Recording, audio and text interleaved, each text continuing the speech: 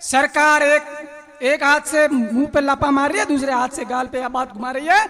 इस बात को हमें समझना होगा। समस्याएं तो बहुत है।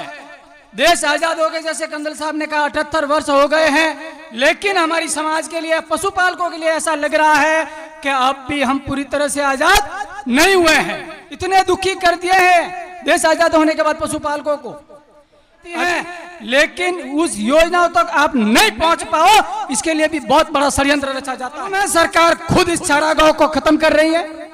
अभी कैनपुरा के अपने पशुपालकों भाइयों के घर तोड़ दिए, कहा गोचर में बैठे थे।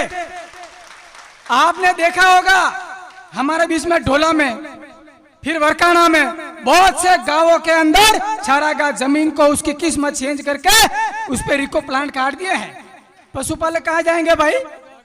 और एक चीज मैं और बता दूं, बहुत खुशी की बात है कि आज ही के दिन 1 सितंबर को श्रीलंका के अंदर बहुत बड़ा पशुपालक सम्मेलन है और उसके मुख्य अतिथि अपने रबारी समाज से गुजरात के अर्जुन जी बुआ जी है।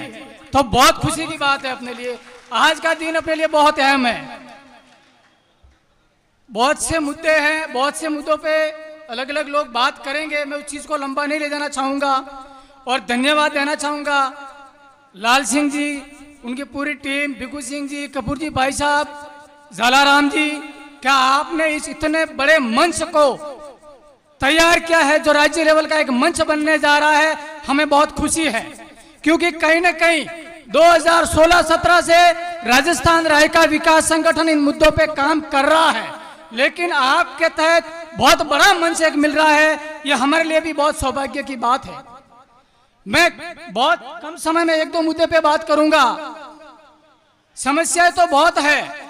देश आजाद हो गए, जैसे कंदल साहब ने कहा 78 वर्ष हो गए हैं, लेकिन हमारी समाज के लिए, पशुपालकों के लिए ऐसा लग रहा है कि अब भी हम पूरी तरह से आजाद नहीं हुए हैं।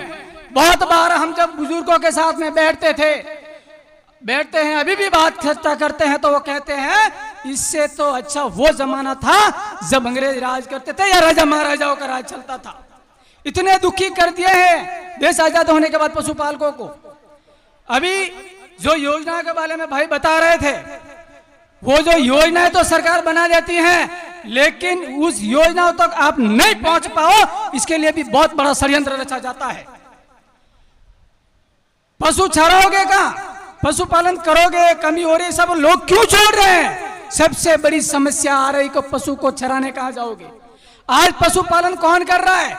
सबसे ज्यादा पशुपालन वही व्यक्ति कर रहा है जिसके पास जमीन नहीं है, और जिसके पास जमीन है उसके पास पशु नहीं है। लेकिन सरकार का इस तरफ कोई ध्यान नहीं है, क्योंकि जो कहीं ना कहीं प्रशासन में बैठे हुए लोग हैं, राजनीति में जो बैठे हुए लोग हैं, उनका दबदबा चलता है और इस चीज से आपको वंचित करा जाता है। कहीं ना कहीं ये मंशा है उनकी कि आप इस व्यवसाय को छोड़ दो, क्योंकि ये आत्मसम्मान का व्यवसाय है, सबसे मजबूत आर्थिक स्थिति का ये व्यवसाय है। इसको मैंने प्रत्यक्ष रूप से मैंने इसको जाना है। मैं भी पशुपालन करता हूं और छोटी मोटी जितना हो सके मैं सेवा करने का भी काम करता हूं। आपको मालूम है सरकार खुद इस चारागाह को खत्म कर रही है। अभी कैनपुरा के अपने पशुपालकों भाइयों के घर तोड़ दिए, कहा गोचर में बैठे थे। आपने देखा होगा हमारे बीच में ढोला में, फिर वरकाना में, बहुत से गांवों के अंदर चारागाह जमीन को उसकी किस्मत चेंज करके उस पर रिको प्लांट काट दिए हैं। पशुपालक कहाँ जाएंगे भाई? जहां चारागाह और बढ़ाना चाहिए वहां सरकार खुद चारागाह को खत्म कर रही है। सरकार एक हाथ से मुंह पे लापा मार रही है, दूसरे हाथ से गाल पे बात घुमा रही है। इस बात को हमें समझना होगा, सरकार की नीतियों को हमें समझना होगा।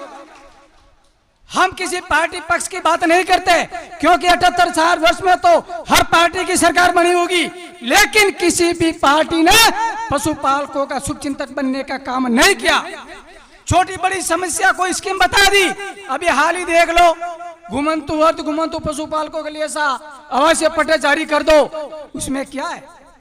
मैं कह रहा हूं आपके हर गांव में से 10-10 लोग भी उस पैरिटी में नहीं आ रहे। आज अगर पशुपालकों को सबसे ज्यादा जरूरत है तो पशुओं को रखने के लिए बाड़ों की जरूरत है।